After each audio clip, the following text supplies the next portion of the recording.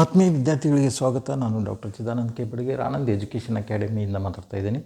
8ನೇ ತರಗತಿ 9ನೇ ತರಗತಿ 10ನೇ ತರಗತಿ ಮತ್ತು PUC ಪ್ರಥಮ ವರ್ಷ ಮತ್ತು ದ್ವಿತೀಯ ವರ್ಷದ ವಿದ್ಯಾರ್ಥಿಗಳಿಗೆ ಕನ್ನಡದಿಂದ ಸುಲಭವಾಗಿ ಇಂಗ್ಲೀಷ್ ವ್ಯಾಕರಣವನ್ನು ಕಲಿಯುವುದರ ಬಗ್ಗೆ ವಿಡಿಯೋಗಳನ್ನು ಮಾಡ್ತಾ ಇದ್ದೀವಿ. ಹಿಂದಿನ ವಿಡಿಯೋದೊಳಗೆ ನಾವು ಟೈಪ್ಸ್ ಆಫ್ ವರ್ಬ್ಸ್ ಅಂದರೆ ರೆಗ್ಯುಲರ್ ವರ್ಬ್ಸ್, ಇರೆಗ್ಯುಲರ್ ವರ್ಬ್ಸು ಮತ್ತು ಪೆಕ್ಯುಲಿಯರ್ ವರ್ಬ್ಸ್ ಬಗ್ಗೆ ಸ್ಟಡಿ ಮಾಡ್ತಾ ಇದ್ದೀವಿ. ಅದು ವಿಡಿಯೋವನ್ನು ಮುಂದಿನ ಕಂಟಿನ್ಯೂ ಮಾಡ್ತಾ ಈಗಿನ ವಿಡಿಯೋದೊಳಗೆ ಕೆಲವೊಂದು ಆಕ್ಸಿಲರಿ ವರ್ಬ್ಸ್ ಅಂದರೆ ಹೆಲ್ಪಿಂಗ್ ವರ್ಬ್ಸ್ ಅಂತೀವಿ ನಾವು.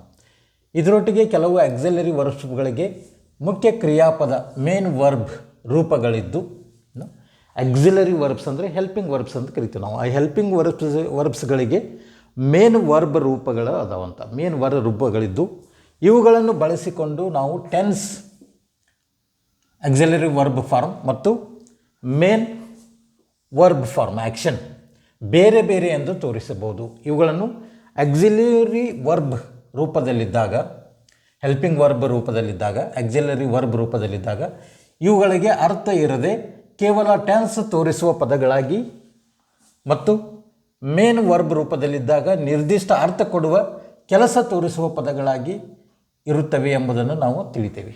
ಅಂದರೆ ಹೆಲ್ಪಿಂಗ್ ವರ್ಬ್ಸ್ ಇವು ಮುಖ್ಯ ವರ್ಬ್ಗಳಾಗಿಯೂ ರೂಪದೊಳಗೆ ನಾವು ನೋಡ್ತೀವಿ. ಹೆಲ್ಪಿಂಗ್ ವರ್ಬ್ಸನ್ನು ಯಾವಾಗ ಆಕ್ಸಿಲರಿ ವರ್ಬ್ಸ್ ಹೆಲ್ಪಿಂಗ್ ವರ್ಬ್ ರೂಪದಲ್ಲಿರ್ತಾವೆ ಅವು ಕೇವಲ ಯಾವುದೇ ಅರ್ಥ ಇಲ್ಲದೆ ಟೆನ್ಸನ್ನು ತೋರಿಸುವಂಥ, ಯಾವ ಕಾಲವನ್ನು ತೋರಿಸ್ತದೆ ಅನ್ನುವಂಥ ಕಾಲದೊಳಗೆ ತೋರಿಸುವಂಥ ಪದಗಳಾಗಿ ಯೂಸ್ ಮಾಡ್ತೀವಿ. ಮತ್ತು ಮೇನ್ ವರ್ಬ್ದ ರೂಪದಲ್ಲಿದ್ದಾಗ ಅವಕ್ಕೊಂದು ನಿರ್ದಿಷ್ಟವಾದಂಥ ಅರ್ಥ ಇರ್ತದೆ. ಆ ಅರ್ಥ ಕೆಲಸವನ್ನು ತೋರಿಸುವಂಥ ಪದಗಳಾಗಿ ನಾವು ಇರುತ್ತವೆ ಎಂಬುದನ್ನು ನಾವು ಈ ಒಂದು ಇದರಿಂದ ತಿಳ್ಕೊಬೋದು. ಈಗ ಫಾರ್ ಎಕ್ಸಾಂಪಲ್ ಹೇಳಬೇಕಂದ್ರೆ do, did, done, doing, to do main verb ರೂಪದಲ್ಲಿ ಯಾವ ರೀತಿ ಯೂಸ್ ಆಗ್ತದೆ ಅಂತ. ಅದೇ ರೀತಿ ಹ್ಯಾವ್, ಹ್ಯಾಡ್ ಮತ್ತು had, having, to have. Be ಅಂದರೆ ಪ್ರೆಸೆಂಟ್ ಟೆನ್ಸ್ದೊಳಗೆ ಆಮ್, ಈಸ್, ಆರ್ ಅಂತ ಉಪಯೋಗ ಮಾಡ್ತೀವಿ. ಅದೇ ರೀತಿ ಪಾಸ್ಟ್ ಟೆನ್ಸ್ದೊಳಗೆ ವಾಜ್ ಮತ್ತು ವೇರ್. ಪಾಸ್ಟ್ ಪಾರ್ಟಿಸಿಪಲ್ದೊಳಗೆ ಬೀನ್, ಬೀಯಿಂಗ್ ಮತ್ತು ಟು ಬಿ. ವಿಲ್, ವಿಲ್ಡ್ ಮತ್ತು willed, willing, to will. Use, used, used, using ಮತ್ತು ಟು ಯೂಸ್. ಇವುಗಳ ಬಗ್ಗೆ ಸ್ವಲ್ಪ ಸಾಮಾನ್ಯವಾಗಿ ತಿಳ್ಕೊಂಡಿರಿ.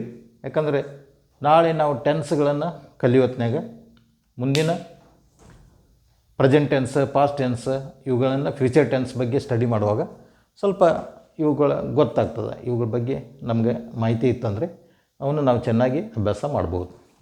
ಅದಕ್ಕಾಗಿ ಈ ಒಂದು ರೆಗ್ಯುಲರ್ ವರ್ಬ್ಸ್, ಇರ್ರೆಗ್ಯುಲರ್ ವರ್ಬ್ಸ್ ಮತ್ತು ಪೆಕ್ಯುಲಿಯರ್ ವರ್ಬ್ಸ್ ಬಗ್ಗೆ ಈ ಒಂದು 3-4 ವಿಡಿಯೋ ಆಗಿದ್ದಾವೆ. ಆ ವಿಡಿಯೋಗಳನ್ನು ನೋಡಿರಿ, ಲೈಕ್ ಮಾಡಿರಿ, ಸಬ್ಸ್ಕ್ರೈಬ್ ಮಾಡಿರಿ ಮತ್ತು ಶೇರ್ ಮಾಡಿರಿ ಅಂತ ಹೇಳ್ತಾ ಈ ಒಂದು ವಿಡಿಯೋ ಮುಗಿಸ್ತಾ ಇದ್ದೀನಿ. ಧನ್ಯವಾದಗಳು.